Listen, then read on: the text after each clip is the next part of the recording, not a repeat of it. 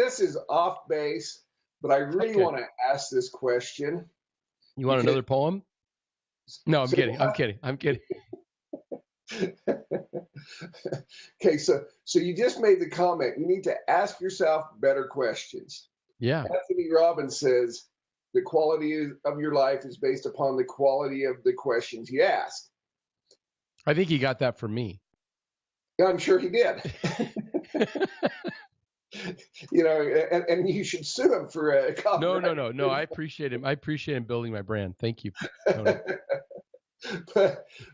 So here's the abstract question I want to ask.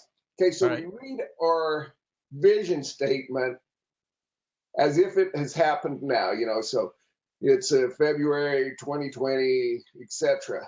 Yeah. Why, because the mind doesn't know the difference between the, real and imaginary. Yep. Imagined.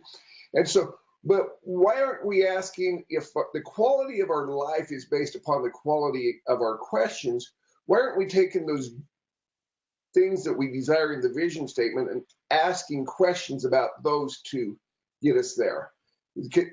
And I don't know if you've ever been asked that. That's just something that has been in my mind seriously for probably about 2 years now. Well, that's exactly what you should be doing. And so maybe ask your question one more time and make sure I'm understanding your question. Okay. In a vision statement, you're speaking as if it happened. You're asking questions. You're saying it's February 21st. I'm in my brand new home office, looking at the trees, the snow falling down, building a pond, etc. Yep.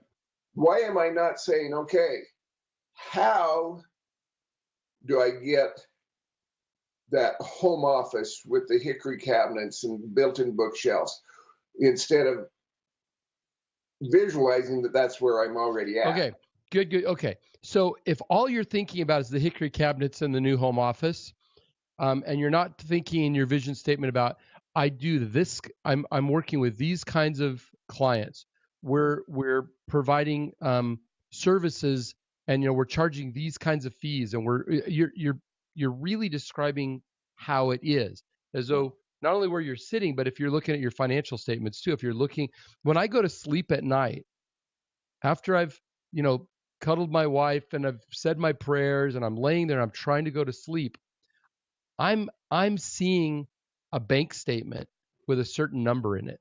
I do that every night before I go to bed. I go to sleep, the last thing I'm thinking about is the amount of money that I want to have in my bank statement. Now, why? A good friend of mine, Bruno Serrato, who has this fabulous restaurant in Anaheim, California called the White House. It burned down a couple of nights ago. It's a classic place. I don't know if you've ever been there, but Bruno, I'm on his advisory board for his charity, and I love Bruno and I love what he does. And I've eaten at the restaurant many times and it burned down. Now, that could just wipe somebody out, right? But he's already visualizing what he's going to do next. He's already talking to us about how is he going to reinvent the White House, right? Because he didn't just think about showing up and making dinner every night for a lot of people and greeting his guests and so on. He's a guy who's always been thinking, what else can we do? What else can we do? What else can we do? And then chips away at it every day. That house that, I don't know if you've ever been there to have dinner, but you nodded like you knew the place that I'm talking about. I know the place, but I've never been there. All right. So, but if you go there was a house, but now he'd built parking lots and he'd done special topiaries and he'd built this other building that they could have events out in front, and they'd put up different kinds of sort of Roman looking, he's an Italian guy, statues, and they'd created fountains, and they'd put in some AstroTurf in this one area where they could have outdoor events and where they'd bring in all this snow, and they have this whole winter party there in Anaheim. He had done all these things. He started with a house, and then he started making some money and said, how can we make it better? How can we make it better? How can we do more? How can we work on this channel and this channel and this channel? First you conquer one, then the next, then the next. So when you look at your vision statement, you say, okay, that's what I want. So now there are elements in that I need to get control over. So I'm going to start with this one, and I'm going to get it done. And what did I tell you the first time we talked, Mark? You've got plenty of opportunity. Pick one and own that and be very successful with one, and then you can do the second one, but not until the first one's done. Yeah. Right? So every day we think about it. I'll give you another example. I'm going to build this. I bought this piece of property. It's an unprecedented place. I mean, it's just freaking amazing. It's never been for sale before. It's up on top of a mountain in an 1850s homestead. I was able to get this 28 acres, okay? It's at the top of the mountain, the highest place in 4 counties, and it was just a big overgrown mess. It had been logged years ago. It was all covered in blackberries and big old 6-foot across stumps and all this junk. But I said, okay, but look at that view, and I can see that there's enough place that we could build a cool house and a cool, a substantial sort of estate lot around it. And then we got the rest of 28 acres, but I can get 10 or 12 acres to look phenomenal. But everybody's like, why? I don't really get it. I don't really see it, but I saw it. Right. So then what do we have to do? We've spent almost $100,000 now on not only getting the down payment on this $500,000 piece of property, but getting big machines in there, clearing stuff out, getting rid of stumps, having huge burn piles, getting permits because the piles were huge. You had to have the fire department come up and check on stuff, improving the road going up there. All of that. We've spent tons of money, well into 6 figures, on just getting it where I can see it. Right. And so now what do I do? Now I say, okay, I want to build a house, and it's not what can I afford. Here's what I want in the house. So we dream it up. We really think about it. We sleep on it. We talk about it. We wander the property. We have these, sanity checks. Do I really believe this? This is how you do your vision statement, Mark. I'm answering your question. I know. And it's very good. I love it. And then you go to the architect. So the next thing we're doing is we've had a preliminary meeting with the architect. Now we're going to go when I get back from Cuba in a couple of weeks, and we're going to go and we're going to start to not let him draw yet.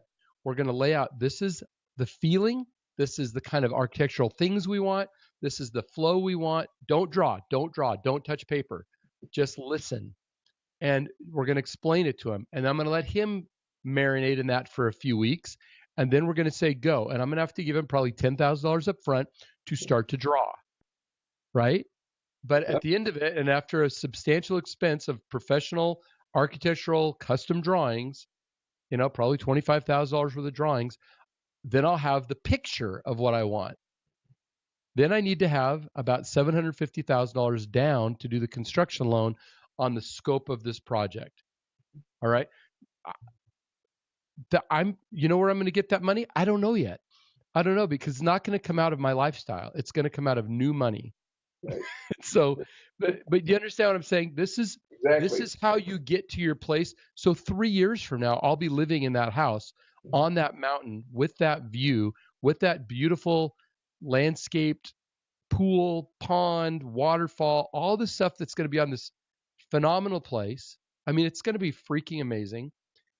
It'll be, it'll have probably 30-40% of it will be paid for, right? We'll have sold our house. We'll have reasonable payments to make on a new loan, and we'll start bringing people up there because it's such a magical place.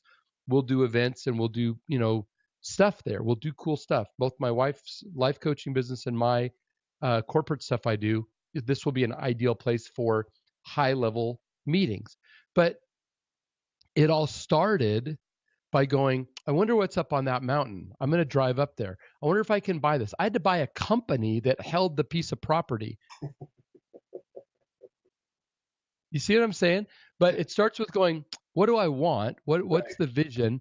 Where am I going to I've driven all over the place looking, finally found what I wanted. Wasn't for sale. I didn't find it on the RMLS.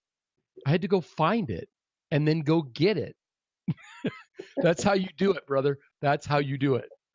You chip away at your dream till it's done. I'm so glad I asked that question because I loved the answer. And I'm going to put you on the spot right now. Okay. I expect an invite in 3 years. Come on up. You're invited right now. You can come watch them burn stumps if you want.